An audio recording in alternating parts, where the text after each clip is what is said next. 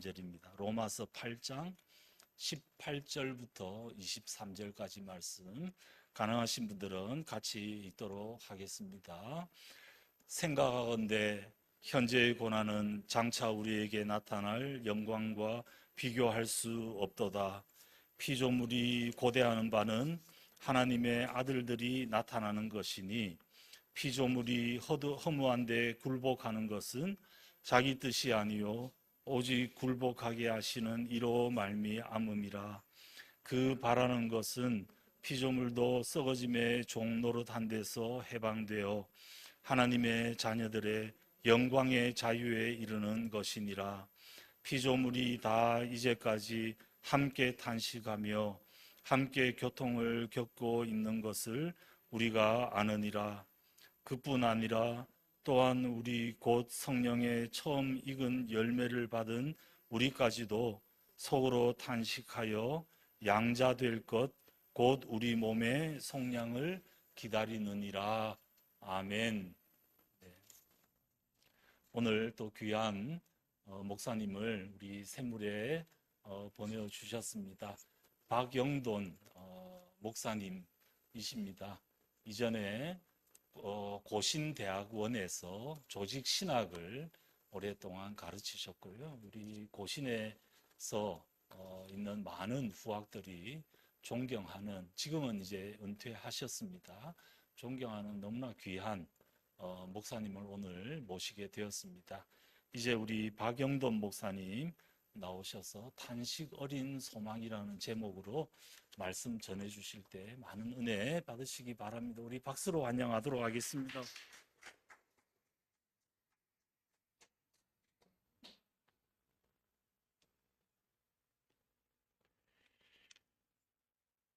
은혜와 위로의 하나님께서 우리 환우들과 그리고 보호자분들과 섬기는 모든 분들과 함께하기를 기원합니다. 인간이 죽은 후에 정말 영생이라는 것이 있을까요? 기독교의 영향을 받은 사람들은 대부분 영생을 믿습니다. 그러나 요즘은 꼭 그런 것 같지도 않습니다. 예일대 철학 교수인 셀리 케이건이 쓴 죽음이라는 책이 있습니다. 한국에서도 베스트셀러로 그렇게 팔린 책인데요. 그 내용이 아주 파격적입니다. 그는 우리 영혼의 존재를 믿지 않습니다. 우리 인간은 육체로만 이루어졌다는 것이죠. 그러면 우리가 생각하고 말하고 사랑하는 것은 그럼 무엇인가 하는 의문이 들게 되겠죠. 그런데 그는 그것도 육체의 한 기능이라는 것입니다. 뇌라는 물체가 수명이 다하면 인간은 더 이상 생각할 수 없듯이 우리 정신이 육체와 분리돼서는 존재하지 않는다는 것이죠. 육체가 죽으면 우리의 정신과 영혼도 소멸된다고 합니다. 그는 죽은 후에 우리 영혼이 존재한다는 것을 믿지 않기 때문에 영생도 믿지 않습니다. 그는 영생은 좋은 것이 아니라 나쁜 것이라고 합니다. 아무리 행복한 삶도 영원히 지속된다면 그 매력을 잃어버리게 될 것이다 하는 것이죠. 아무리 좋은 것을 누리며 살아도 그것이 수천 년, 수만 년, 수억, 수조 년 계속된다면 지루해지고 고통스럽게까지 될 것이다 하는 겁니다. 교회에서는 천국에 가면 영원히 하나님을 찬양한다고 했는데 그 영원히 같은 일을 하는 게 얼마나 지루하겠느냐 하는 겁니다. 그럴 것 같기도 합니다. 7가지 유혹이라는 영화에서 주인공이 악마에게 왜 당신은 하나님을 반역했느냐고 물으니 그가 이렇게 대답합니다. 나는 여기에 앉아 있고 당신은 이제 내 주위를 돌며 춤을 추며 오 아름답고 위대하신 주여 하며 찬양한다고 생각을 해보라. 얼마 가지 않아서 너무 지루해 다른 것은 뭐 없어 하게 되지 않겠느냐 하는 것입니다. 셀리 케이건은 영원히 하고 싶을 만큼 가치 있고 의미 있는 일을 생각해낼 수 없다 하는 거죠. 그러니 우리 인간이 좀 더 살지 못해 아쉽지만 인간의 죽을 운명은 오히려 축복이 될 수 있다는 것입니다. 그러니 한 번밖에 없는 인생 낭비하지 말고 의미 있게 잘 살라는 것입니다. 죽음을 두려워하지 말고 담담하게 받아들이게 하는 그의 가르침이 사람들에게, 오늘날 사람들에게 많이 어필하는 것 같습니다. 요즘 지식인 중에도 이런 생각을 가진 이들이 많아지고 있습니다. 유시민 씨도 그의 책에서 비슷한 주장을 합니다. 그는 이렇게 말을 했습니다. 죽을 수 없다면 삶은 형벌이 될 것이다. 너무도 간절하게 영생을 원한 나머지 그것을 구하는 일에 몰두하느라 유한한 인생에서 맛볼 수 있는 모든 환희와 행복을 포기하는 사람들을 보면 안타까운 마음이 든다. 나는 영생을 원치 않는다. 단 한 번만 즐겁게 행복하게 그리고 의미 있게 살고 싶을 뿐이다. 전에는 모든 사람들이 당연히 영생을 원한다고 믿었지만 지금은 꼭 그런 것 같지는 않습니다. 죽을 운명을 받아들이고 한 번밖에 없는 생을 가치 있게 살려는 인생관을 가진 이들이 많은데 나름대로 이런 인생관도 멋지게 보이기는 합니다. 오늘날 영생을 믿지 않는 사람들은 죽음 이후에 심판과 형벌 같은 것도 당연히 믿지 않습니다. 그러니 죽음을 두려워하지 않고 쿨하게 받아들일 수 있게 되는 것이죠. 그러나 죽음은 그렇게 자연스러운 것이 아닙니다. 그렇게 초연하고 담담하게 받아들일 수 있는 것이 아니지요. 성경은 분명히 죽음은 죄의 싹이라고 했습니다. 죽음으로 우리의 존재가 끝나는 것이 아니라 그 너머에는 심판과 형벌이 있습니다. 이런 사실이 케이건 같이 죽음을 이해하는 현대인들에게는 아주 기분 나쁜 소식이지요. 그러나 복음, 기쁜 소식은 이런 기분 나쁜 소식을 전제합니다. 성경은 어떻게 죽음을 바르게 이해하고 직면해야 하는지 우리의 신앙으로 우리를 인도합니다. 기독교가 말하는 구원은 죄 싹인 죽음과 그 후의 심판과 형벌로부터 구원입니다. 우리 예수 믿은 사람들은 죄의 결과, 모든 결과로부터 구원받았습니다. 죽음과 그리고 심판과 형벌로부터 구원을 받았습니다. 그런데 왜 우리 신자도 죽어야 하나요? 그러나 천국에서 우리가 천사와는 달리 영원한 육체를 가진 존재로 살 것입니다. 우리 몸이 부활하여 새로운 하늘과 땅에 영원히 사는 것이 진정한 의미에서 영생이지요. 우리 몸이 부활해서 우리가 그리스도의 영광스러운 형상으로 변형되는 것이 구원의 그런 완성입니다. 새하늘과 새 땅은 현재 몸을 가지고는 들어갈 수 없는 곳입니다. 이 썩을 몸은 썩음이 없는 그 세계로 받아들여질 수가 없지요. 새하늘과 새 땅에는 썩을 육체를 묻을 무덤이 없습니다. 부활한 육체는 지금의 육체와 동일하면서도 아주 다릅니다. 사도 바울은 그 육체는 더 이상 썩지 않고 쇠하지 않는다고 했습니다. 죽음의 권세에서 완전히 자유해서 영생하는 몸이지요. 그 몸은 분명히 물리적인 몸이지만 지금의 몸보다 훨씬 더 업그레이드된 그런 육체입니다. 영광스러운 몸이지요. 우리가 어떤 몸의 형태로 부활하게 될지는 부활하신 주님의 몸을 통해서 어느 정도는 짐작할 수 있습니다. 부활하신 주님이 영은 살과 뼈가 없으되 나는 살과 뼈가 있다고 하셨죠. 그리고 제자들 앞에서 생선을 드셨습니다.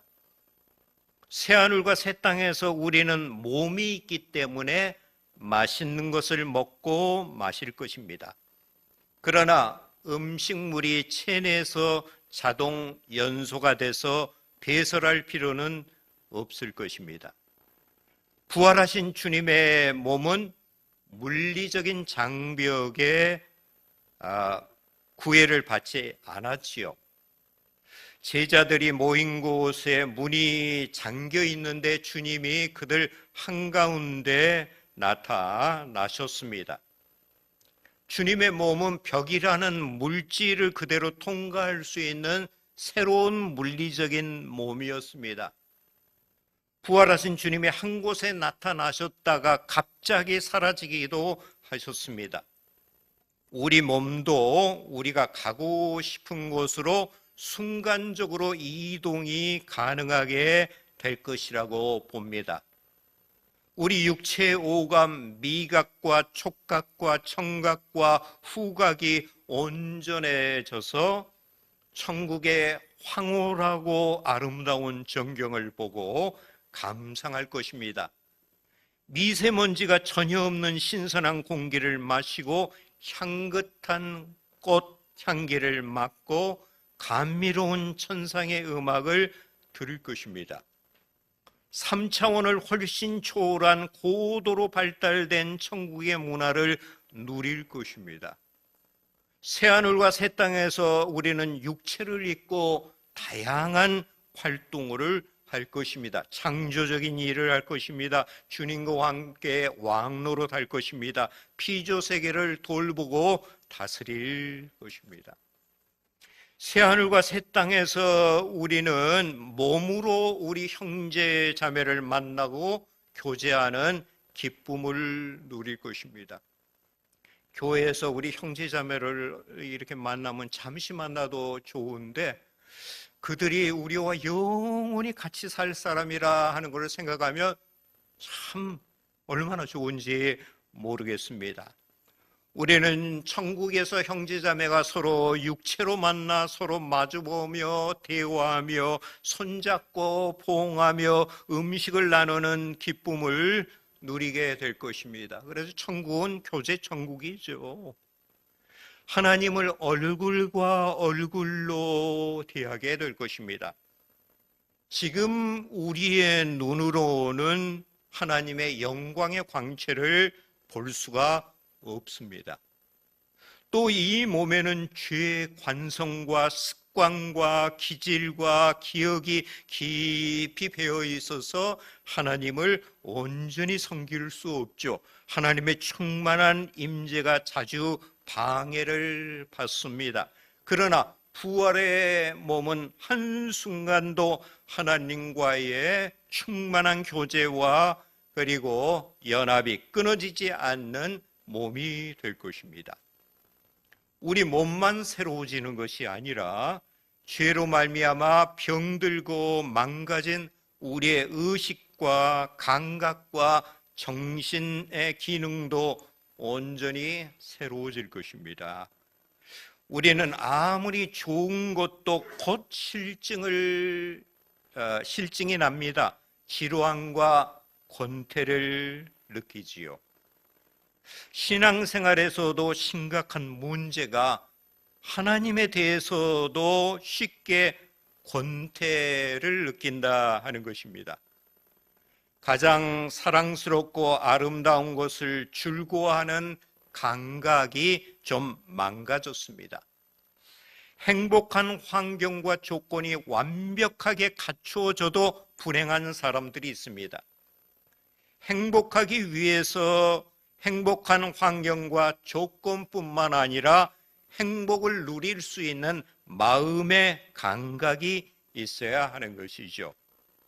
천국에서도 우리의 병든 의식과 정신세계가 그대로라면 우리는 곧 불행해질 것입니다. 지루함을 느끼게 될 것입니다. 우리를 계속 괴롭히는 나쁜 기억과 상처도 치유될 것입니다. 우리 죽을 육체가 부활할 때 우리의 영혼도 천국의 행복과 기쁨을 온전히 만끽할 수 있도록 새로워질 것입니다. 온전한 구원은 우리 자신이 영광스러운 형태로 새로워지고 변화되는 것뿐만 아니라 우리가 사는 환경이 완전히 변화되는 것입니다. 2050년에는 지구가 거주 불능의 상태가 된다는 책도 나왔습니다. 지구 온난화가 급속히 진행되고 있고 생태계가 파괴되며 환경 오염은 심각한 수준입니다. 지구가 지금 중병을 앓고 있죠. 피조물이 탄식하는 소리가 온 땅에 가득합니다. 우리 인간과 피조물은 같은 운명 공동체이죠. 우리 인간의 죄의 결과와 저주가 피조물에까지 미쳤기 때문에 구원도 우리 피조물과 함께 받는 것이라고 볼 수 있습니다. 우리 몸이 속량을 받을 때 우리 몸이 썩을 것으로부터 해방돼서 부활할 때 모든 자연과 피조물도 새롭게 될 것입니다. 그래서 피조물도 탄식하며 우리의 구속 하나님의 자녀의 영광에 이르는 것을 기다린다고 했습니다. 현재 고난은 장차 우리에게 나타날 영광과 비교할 수 없다고 했죠. 그 영광이 어떤 것인지 우리는 다만 희미하게만 알 수 있습니다. 그런데 그 영광의 보증으로 성령의 처음 익은 열매를 우리에게 주셨다고 했습니다. 우리는 성령 안에서 이미 하나님의 임재와 그리고 새 생명을 누립니다. 그러나 우리 안에 성령이 거하시지만 우리는 여전히 죽어가는 몸을 입고 이 죄악 세상에 살고 있기 때문에 고난과 아픔과 탄식이 있습니다. 그래서 고난이 영원한 영광에 이르는데 피할 수 없는 코스이지요. 그래서 성령 안에서의 신자의 삶은 고난의 부재가 아니라 하나님의 임재입니다. 우리가 사망의 음침한 골짜기를 지날 때 주님이 우리와 더 가까이 하십니다. 마지막에 우리들이 죽음의 깊은 강을 건널 때 주님이 친히 우리의 손을 잡고 그것을 안전하게 건네게 하시며 밝은 영광의 세계로 들어가게 하실 것입니다. 이런 소망이 우리 모두에게 있기를 바랍니다. 기도하겠습니다.